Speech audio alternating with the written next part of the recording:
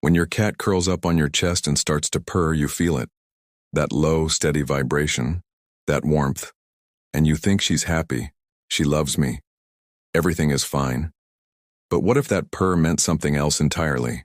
What if in some of those moments your cat wasn't telling you she felt safe but that she was scared, or in pain, or trying to hold herself together? And you just didn't know? Here's what I need you to understand before we go any further. The purr is not a happiness signal. It never was.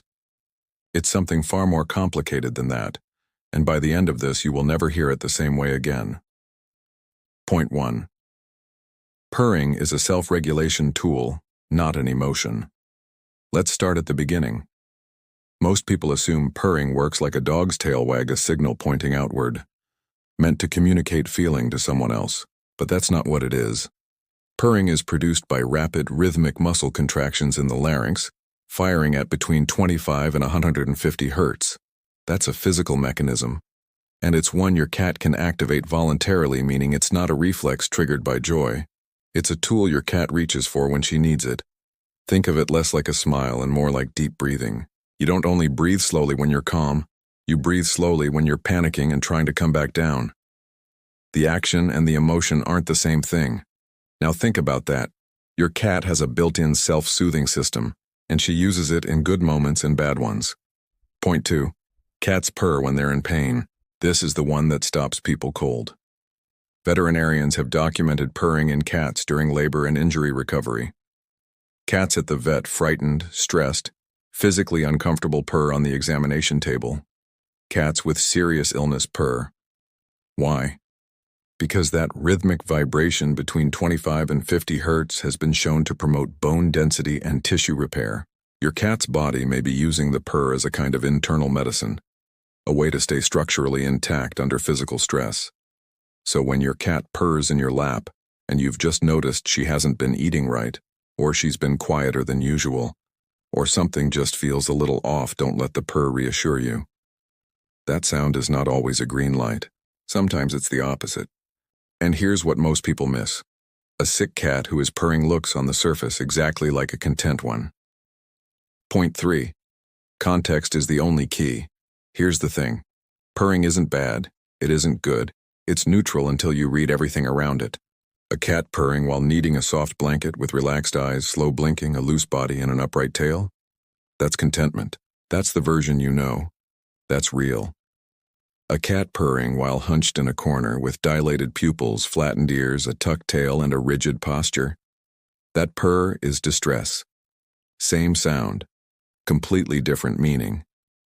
This is why understanding your cat isn't about memorizing one signal. It's about reading a full picture. The purr is one brushstroke, the body is the whole canvas. What does your cat's body look like right now when she purrs? Have you ever actually checked? Point 4. There's a specific purr your cat uses only on you. Now this is the part I promised you at the start, because it isn't all complicated. Some of it is extraordinary. Researchers studying cat-human communication identified something called the solicitation purr. It's a purr your cat produces specifically when she wants something from you, usually food, attention, or comfort. And it's acoustically distinct. It contains an embedded high-frequency cry, right in the 300 to 600 hertz range. That's the same frequency range as a human infant crying.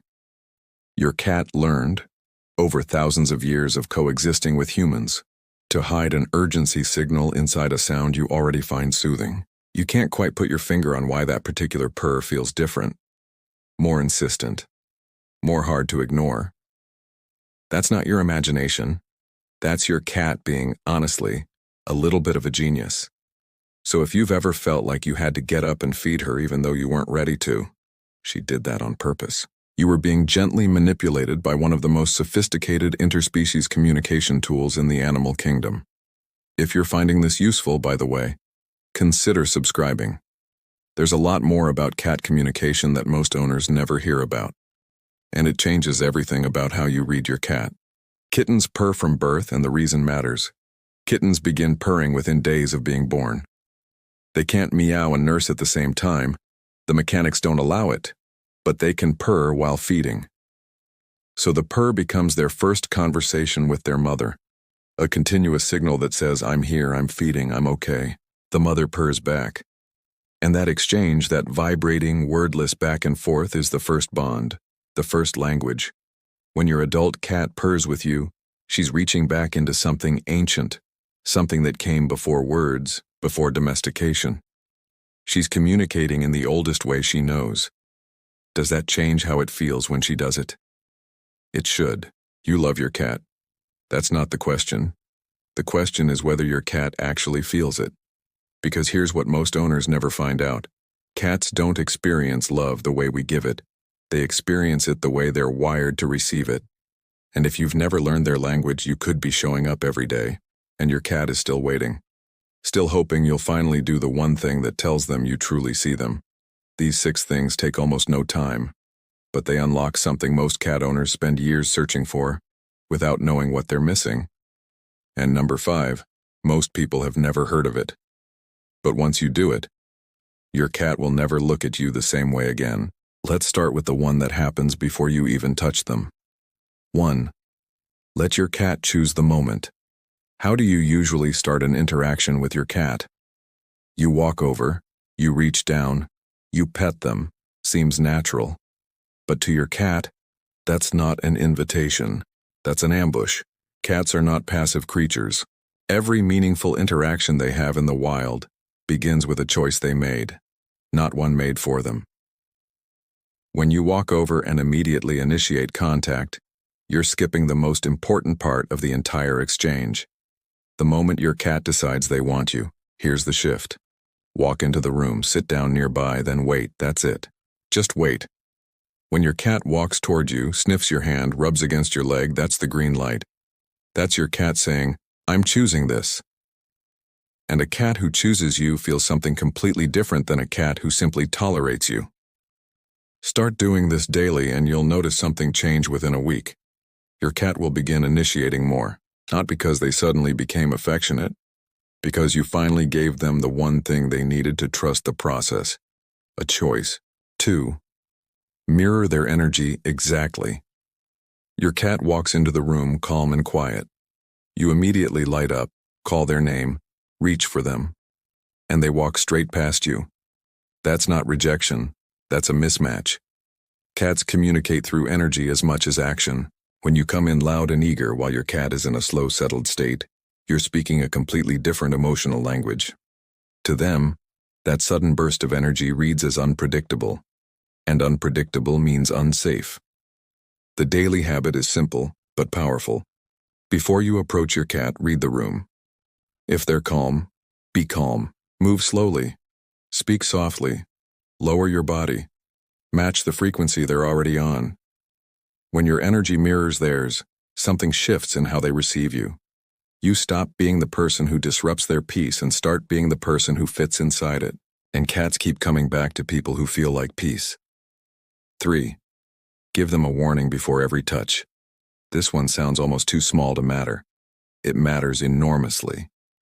Before you pet your cat, before you pick them up, before you do anything physical, give them a 1-second warning, a soft word, a gentle exhale.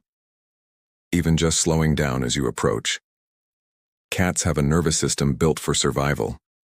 Sudden movement, even from someone they love, triggers a startle response. Over time, repeated startles create something subtle but damaging. A low-grade tension that lives in your cat's body every time you come near. But when you consistently signal before you touch, something changes. Their body learns to anticipate you without bracing. Their muscles stay relaxed. Their eyes stay soft. That 1 second of warning tells your cat, nothing unexpected is coming. You're completely safe with me. And a cat whose body feels safe with you becomes a cat whose heart is open to you. 4. Let them watch you do nothing.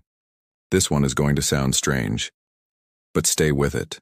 One of the most bonding things you can do for your cat every single day is simply exist near them without performing. No treats, no toys, no petting, no talking, just you, in the room doing your own thing. In the wild, cats only fully rest near other living beings they trust without condition. Beings they trust completely, with zero exceptions. When your cat chooses to stay not because you called them but because you're there, they are telling you something profound. You are safe. Most owners are always doing something for their cats. But cats also need to see you just being. Be boring sometimes. Let your cat watch. What happens next will show you exactly where you stand. 5. Blink at them from across the room. This is the one most people have never intentionally done, and it might be the simplest act of love in the entire cat world. You already know cats slow blink. But here's what most owners don't use. Distance. Slow blinking from right next to your cat is good, but slow blinking from across the room when they're watching you from their perch or from the hallway, that's different entirely. Because at that distance, there's no food, no toy, no reason for interaction. It's purely emotional. It's you. Across a room, pausing everything you're doing to say, I see you. I'm not a threat. I love you. Researchers found that cats responded to slow blinks even from strangers. With bonded owners, the response was even stronger. Cats approached more readily and stayed closer longer after receiving that signal. So tomorrow morning. Across the room. Find your cat's eyes. Let your eyelids drop slowly. Hold for a second. If they blink back, you've just had a full conversation. 6. End every interaction before they want you to. This is the one that feels the most counterintuitive, and it's the one that changes everything. Most owners stop petting their cat when the cat leaves, but by then, it's already too late. Your cat has already decided the interaction went one beat too long. Here's what the most trusted cat owners do differently.